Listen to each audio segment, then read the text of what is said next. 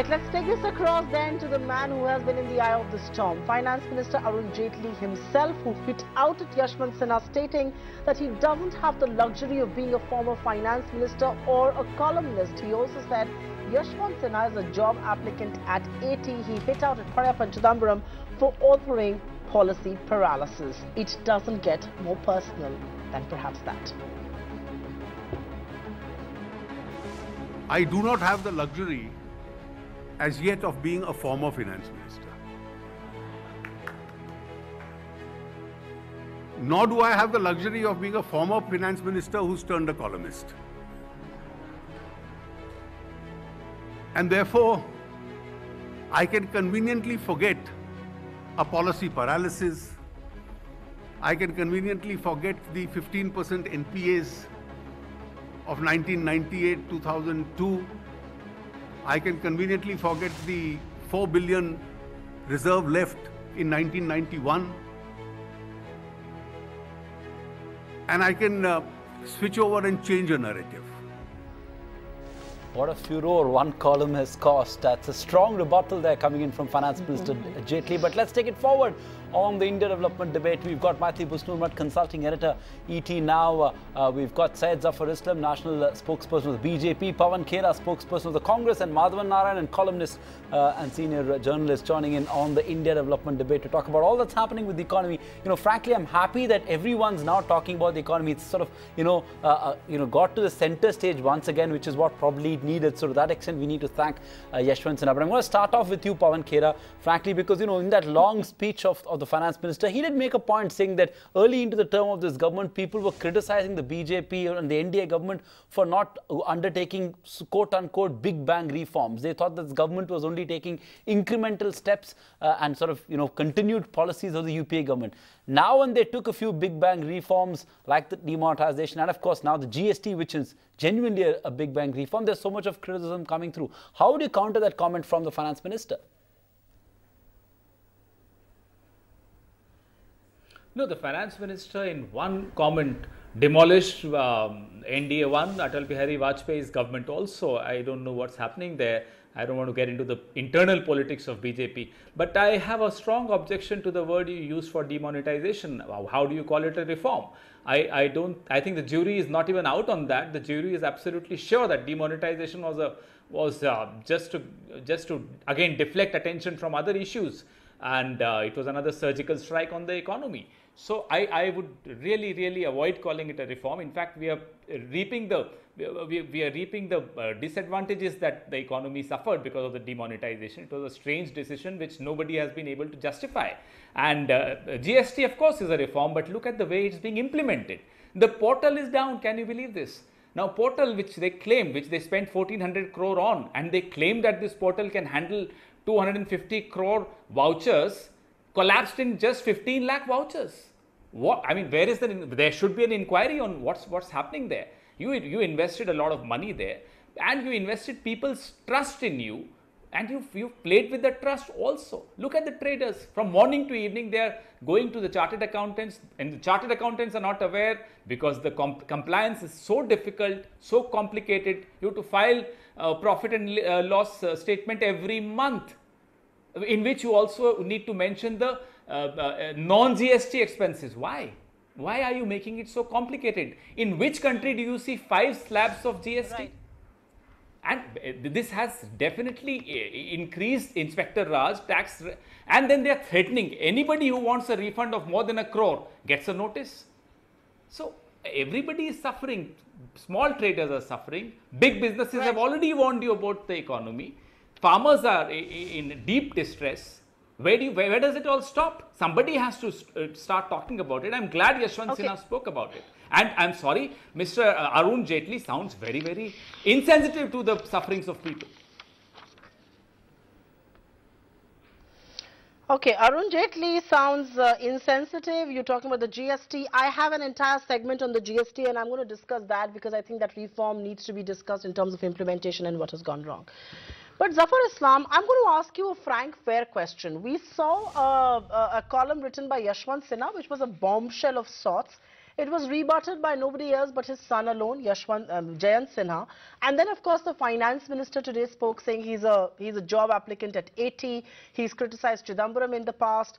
He's questioned his own tenure as finance minister during the Vajpayee government. You know, Yashwant Sinha told my sister network Times Now that he sought an appointment with the Prime Minister for 10 months and he did not get it. He's still waiting for one. What's happening? He's a part of the Margdarshak Mandal. Has he become so irrelevant that your party doesn't need an opinion from somebody as seasoned as Yashwant Sinha?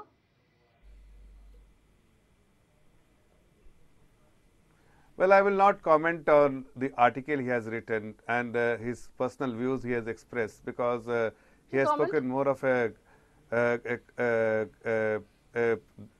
more of a person who is little bit upset on something rather than somebody who understands the economy. Because whatever reference he has made, I think most of the economists will have a difference of opinion. If Yashwant Sinha doesn't understand the economy in your party, Zafar Islam, 1 second, put my audio up. 1 second, no, Zafar, 1 second. No, I will hold you right there. If Yashwant Sinha doesn't understand... Zafar, listen to me. Zafar, no, 1 second. Zafar, no, Zafar, you have to listen to me. If Yashwant Sinha doesn't understand let me complete. please explain. I never said that. I said... No, let me respond to that. I never said that he doesn't understand economy. You just said Yashwant Sinha does not understand economics. You have misunderstood me. All I said that that's the arrogance we are dealing with. That's the arrogance this country No, I never said that. I think you should see that. Pawan Khera, please wait. No. Pawan Khera, please wait. Mr. Pawan Khera, you can see the video what I said. Let me tell you. All I said that he is somebody who understands economy very well. There is no question about it. Nobody will question about his credential in terms of the understanding of economy. He has been a finance minister. Only fool will say that he doesn't understand economy, like Mr. Pawan Khera, without understanding is saying. However, the article which he has written does not reflect the sound understanding of economy he has. That is what I said. Because article is more motivated than something like as somebody who is upset on something rather than somebody who speaks about economy. Most of the economists will have a difference of opinion, whatever he has written in his article, and I also feel that this article is more of a motivated article, something which where he is expressing his anguish, something about his upset on something rather than is talking about economy as a whole, as the state of economy. Because you must, Mr. Pawan Khera, you must know that in 2013 and 14, the Indian economy, what state of Indian economy you had left, the global community, the multilateral institution was talking about Indian economy, that most fragile economy of the globe is India, happened to be one of them, and the complete policy paralysis. Nobody had any interest in investing in India. Nobody had confidence in the government of the day at that time. But today, in the next 3 years, you see the kind of comfort the global community have, the kind of investment. Okay, Zafar Islam, you made a point. The global multilateral institution, the World Multilateral Bank, they all have expressed the comfort and the desire to invest Zafar in Islam, India, you made your point. Let me before I toss it to the experts on the panel. Zafar Islam, you made your point. I'm going to interrupt you there. This government is capable of taking tough decisions, strong measures, and okay, fair enough. I'm going to interrupt you there. Before I toss it to Maithili and Madhavan Narayanan, I want to get a quick rebuttal from Pawan Khera. Zafar Islam, I'm going to interrupt you there. A quick rebuttal from him, because it's a point that the finance minister made as well, that we are facing this crisis today largely on account of economic policies of the UPA government, that the NPA crisis sort of ballooned under the UPA government, and it sort of become this massive crisis. The fact there was this policy paralysis which led to this crisis of balance sheets of corporates being stretched. So and the point the finance minister made as well today, don't forget policy paralysis happened under whose governance? How are you going to counter that charge, Pawan Khera? Listen, I will not allow Zafar Islam and his party to deflect the focus of discussion, of any such discussion on the economy, by passing the buck on the UPA. Yes, we committed mistakes. Yes, we paid for it. Yes, we lost the election. 3 years. What have you done? Demonetization, if you please, and people call it a reform. 6 quarters. Let me respond to that. I would like to no, let him complete. Zafar Islam, let Pawan Khera complete. Zafar Islam, wait, don't interrupt. Yes, please. You'll get your chance. Yes. No, let Pawan Khera complete. 6 quarters. Look at the growth figures of the last 6 quarters. He's not even, I mean, look at the politics of it all. You're making a son right against a father. I mean, what kind of, forget that also. 6 quarters of slow growth. How do you address that? How do you respond to that? It's not just 1 or 2 quarters as you wrote in your party made him write in the column. 6 quarters. Look at the farmers. You can't keep blaming everything on Nehruji. And everything on what happened 3 years. What have you done with the NPA crisis now in the last 3 years? Cool. What happened to the so-called black money which was supposed to come after demonetization? Raghuram Rajan, best brains you sacrificed. Why? Because of one man's ego. And what has that ego done for the country? These are questions that people want to ask. You keep deflecting our focus into polarizing debates, but you don't want to face the major point on the economic health of the country. And thankfully, thank Mr. Yashwant Sinha that people are discussing the economic health of the country. Okay, we get your point there, but Maithili, I will quick. No, Zafar, I'll come back to you. I promise I'll come back to both of you. Maithili, I will come to you. 1 second, Zafar. Maithili, he is making a statement today says that India could be a $6 trillion economy. I will come to you, Zafar. It can't be a debate between Pawan Khera and you alone, right? We've got other people also. I'll come to you. I promise you, I will come to you. You have to be patient and listen to me now. Maithili, and I'm making a point in your defense now, so at least hear me out. Maithili, Morgan Stanley says India could become a $6 trillion economy. Are we dissing demonetization and GST a tad too quickly?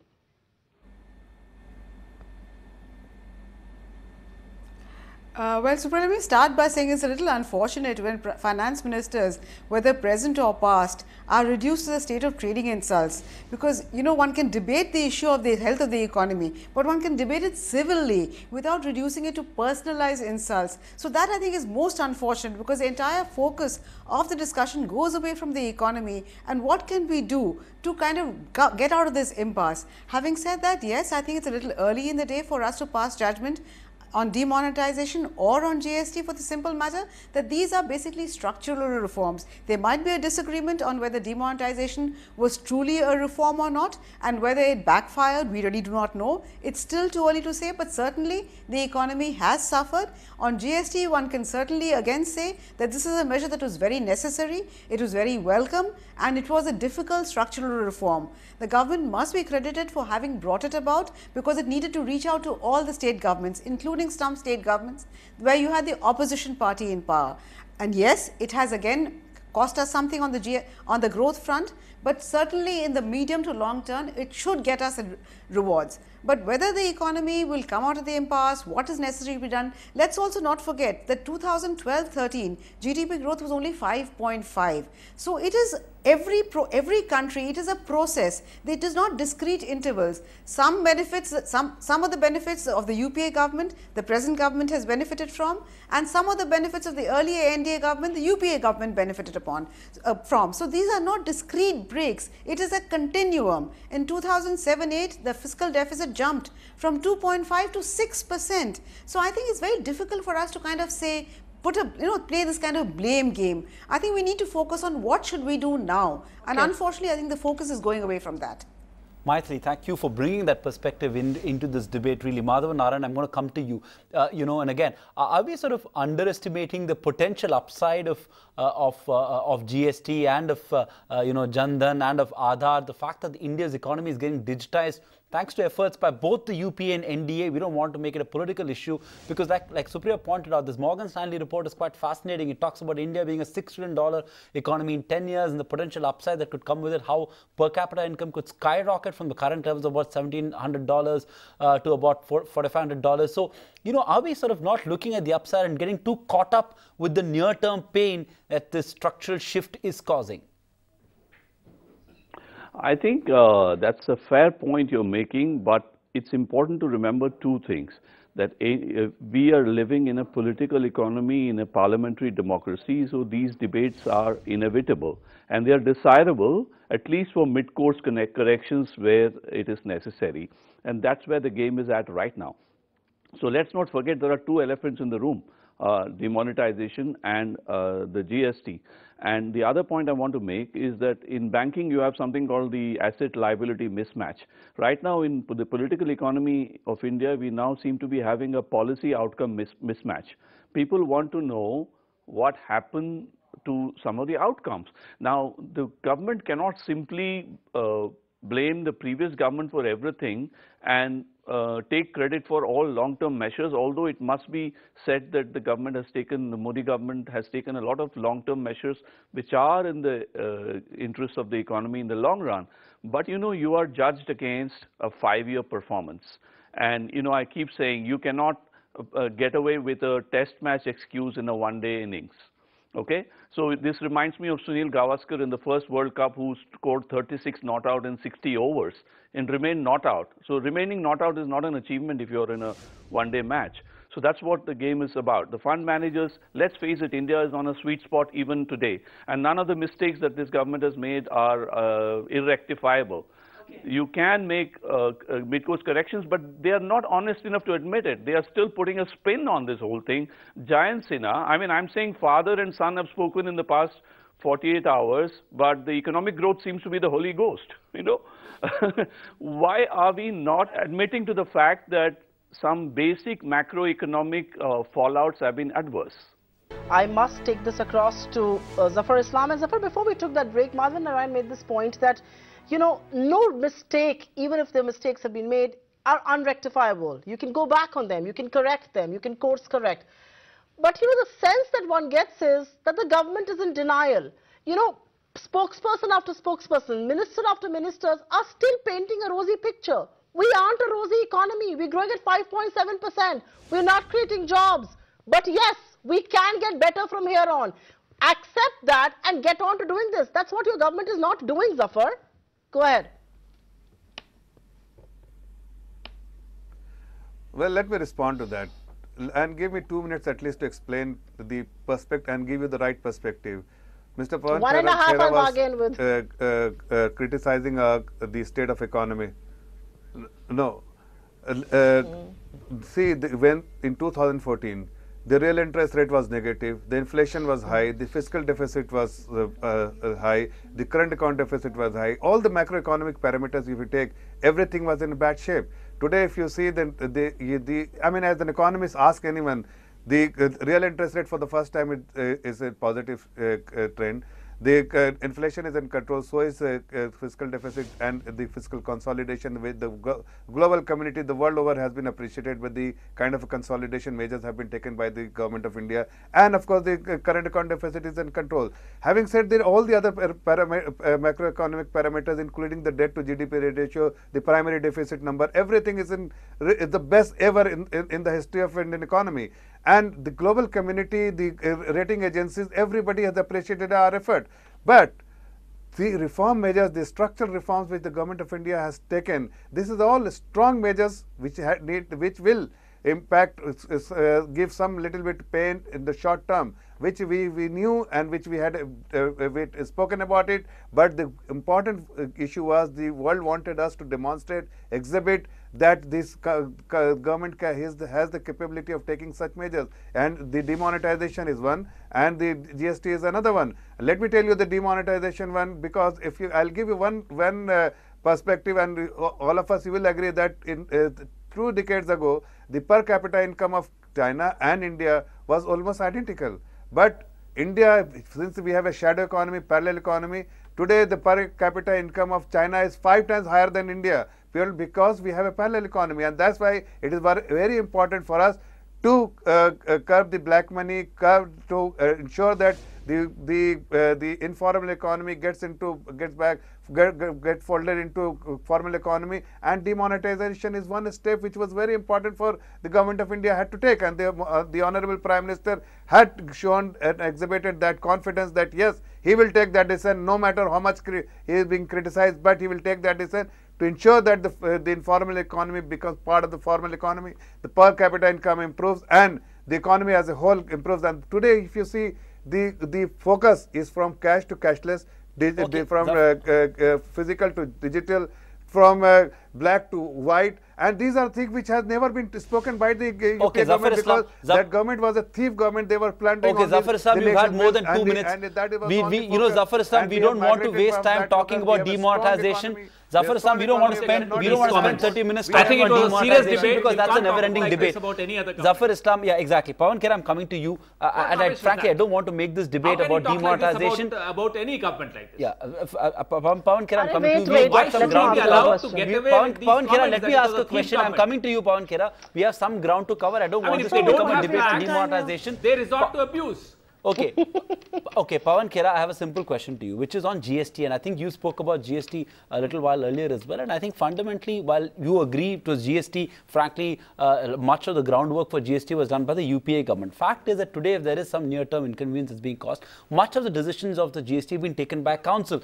The multiplicity of rates is not an ideal situation. It's an imperfect situation according to every economist, but that was decided, by the GST council, which had representation from all political parties. So much of the decisions, even with regards to implementation, have been taken by GST Council. It's a federal structure. Isn't it unfair to then criticize the government for the GST fallout when these decisions have been taken by the GST Council? Pawan Khera. Every day a new circular comes out. The Congress demanded a discussion in the parliament on the faulty, in fact faulty is an understatement, hugely faulty implementation of GST. We were not allowed to do that. Now, who will voice the angst of the traders? 60% of the traders in India do not have computers. In fact, in Delhi itself, 50% don't have a computer. How do you expect them to go online? These lofty slogans of Mr. Zafar Islam and his leader that, from cashless, from this to cashless, from physical to digital. Please, did you do a survey? How many people actually have computers, have access to computers? Small shops. How do you expect them to have access to computers or to be tech savvy? Now they have to go and hire an accountant who will charge 40,000-50,000 rupees a month. Can they afford it in their small businesses? No, these are not what the council decides. These are decisions that the government has to take. You can't come up with a circular every minute. You can't launch into something without any homework, any groundwork whatsoever. And please pause, stop, listen to the traders. Maybe they have a point. Nobody is there to listen to them. Now everybody getting notices from different departments. Service tax giving departments to those who are VAT assessors. Why? Right. Now they're getting notices from two departments. How? You can't. Let me finish. I didn't interrupt. Okay. In fact, you called names to our government and I didn't interrupt. Because you don't have any arguments, you start resorting to these words. So just keep quiet and listen. Learn to do that. So GST is supposed to be a paperless initiative, but do some homework. Try and arm these traders with information. People are running. Even chartered accountants don't have an information on what happens tomorrow. The rules are so opaque that nobody understands what's happening, and there is a huge corruption going on. There is a room for corruption because you make rules very opaque. Now that's the job of this government. You can't blame the council for heaping out circular after circular every hour. All right, Pawan Khera, I get your point. Your angst is with the execution of the GST, but you were very much on board, and I'm not going to deny that. But okay, I get your point there, and I also get Zafar Islam's point. Madhav Narayanan, I'm going to ask you on the GST. Yesterday, EY and ET now did a mega survey, and we polled CXOs across the spectrum, and they said that compliance cost has gone up due to the GST. 73% of them actually said compliance cost has gone up due to the GST. I'm not here to hammer issues. Let's hammer out solutions. What can the government do to reduce that compliance cost? It's a very simple question and will make the GST better. You're getting constructive, Supriya, because the point is that let's admit it, GST is, I would say, a great step to smoothing a lot of these things in the economy, and it's also a good thing that it's bringing a lot of the old informal economy into the formal structure. But doing it at gunpoint is not the way, and therefore I think today the CII has come out with a fairly constructive statement. If you read between the lines, they have a hell of a lot of complaints. And let me, for instance, everything on input tax credit period may be extended to 6 months from the current 2 months is what they are saying. And, there are lots of issues on the way the GSTN portal, I'm reading out from the statement because it's pretty interesting. It says filing of GST return may be made on a quarterly basis against the current monthly requirement. So whether you're talking about the rate of GST, whether you're talking about the frequency of returns, or whether you're talking about input credit mechanism, essentially there's a combination of three factors. We are converting informal economy into a formal economy. We are converting a random paper economy into a networked economy. But most important of all, which is where I think Pawan Khera had an important point, we are actually trying to convert a culture of mistrust into a culture of seamless trust. And that's a huge challenge for any government. So the point is, as we need sweeteners to ensure that the GST's highway there are no stops on that highway, and this will involve a revenue loss, at least in the short term. So like I say, you cannot gather speed when you're trying to change lanes on a highway. So we are not trying to do it properly. I certainly feel there are huge implementation problems, whether you saw demonetization or GST. Right. This government believes that we will take a big decision and then fix the tires as we go along. You know, you can't be fixing tires in a Formula 1 race. I mean, it doesn't work like that. Okay. There's a huge amount of forward thinking was needed that hasn't happened. They have to admit it, and they then have to rectify it. And let's face it, long-term decisions will be, well regarded and applauded by ratings agencies or maybe by the World Bank. Right. But the voters and the opposition are not going to be taking in all these highfalutin arguments. Okay, Maitri, come in. Okay, Maitri, come in on that, because, you know, the fact is that this is a tectonic reform. There can never be a perfect GST in a democracy like India. This was built with a fair degree of political consensus, which was a monumental task, which the UPA failed to do while being in power for 10 years. You could say it was because the BJP opposed, but whatever, they got it going. What can the government now do to ease out these sort of bottlenecks, you know, compliance costs being very high, cost of doing business on account of GST is also shot up quite a bit. Do you think this obsession with making GST revenue neutral has led to some of these pain points, and the government should look at, easing some of these procedures? What's your view, Maitri? Well, yes, certainly the government does need to look at it, because yes, there are teething problems. Nobody is going to deny it. There are teething problems, some varying in intensity. The GSTN, yes, it hasn't been able to cope with the kind of demands that have been put on it. So yes, there is scope for reducing the number of rates, reducing compliance costs. But one must understand that, as you mentioned, it is a tectonic shift.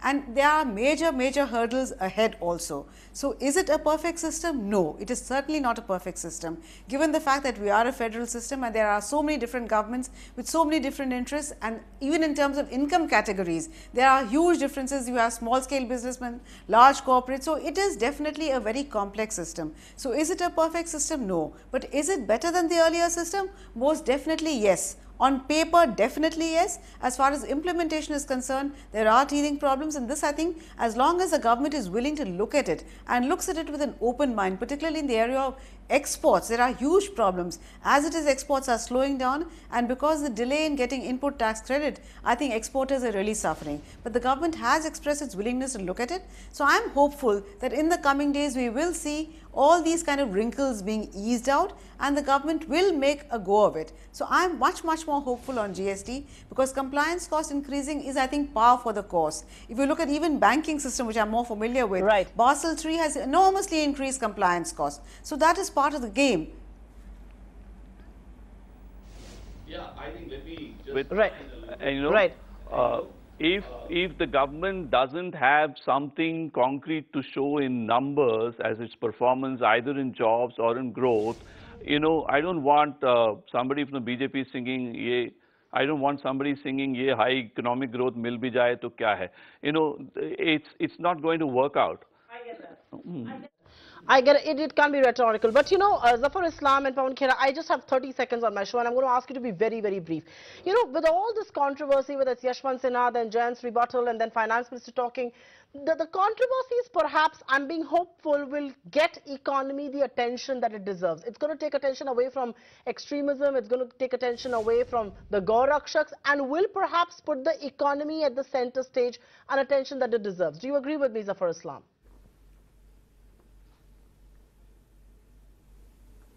See, as far as our government is concerned, we have completely focused on reviving an economy, bringing structural reforms, and putting economy back on track. And that's what we had decided to do, and that's what we have been able to do. Yes, there are some reform measures which slow down the economic process, like in case of GST and demonetization, which we were aware of that. But these are the teething problem which, as Maithili was saying, we have to face, and we have to come up with a solution which actually works for the traders and all the participants. And government is very proactive in our approach, and we want to resolve all the outstanding problem the traders have, and the willingness is very key, is evident from the fact that the government is willing to talk to everyone concerned. And if you talk to traders today, they had met the Honorable Finance Minister today, and they expressed, and resolution is something which we are trying to come up with. Okay. And the council is meeting regularly, finding the solutions, and something which will work for the traders, and the parliament will definitely deliver. Okay, fair enough. What is more important? Fair enough. Zafar Islam, I don't have time. I just have 30 seconds on the show. I want to get a quick word in from Pawan Khera. Pawan Khera, Zafar Islam saying that the government will be patient, will handhold traders, will listen to their problems, and will come up with solutions. That's good to hear. More importantly, will the Congress also play its role in helping the government move ahead with structural reforms, some of them that are politically difficult, whether on land, whether on labor? It's time we need to look at some of these structural reforms to kickstart the private investment cycle. Will the Congress also support the government as it tries to fix the economy? Pawan Khera. The Congress supported on GST, and that's why the GST is here. True. But the fact of the matter is, even if Yashwant Sinha's piece has tried to draw our attention of the government also on the economy, they are not addressing specifically the issues raised by Yashwant Sinha. In fact, they are trying to make it a father-son saga. It's not a soap opera, for God's sake. Please answer him point by point. Don't try and deflect. The entire politics of getting the son right against a father shows that the government is not serious about the charges he has leveled against against the finance ministry for the failure of our economy. They are only bothered about the optics of it. Now that worries me. That worries me because a small country like Malaysia took 2 years in training every sector, every trader before they implemented the GST. The government is not serious about the economic health of the country. They are very clear about their politics. This is the politics of polarization. The economic well-being of the country does not get into the way. It does not help them get votes. They are not interested. Full stop. Okay, we are completely over on this show, but on that note, Pawan Khera, Zafar Islam, Maithili Busnur and Madhav Narayanan, thank you very much for joining us on this edition of the India Development Debate. Don't go anywhere. Up next is Top 10 FM with Ruchi Bhatia. Keep it with ET now. Good night.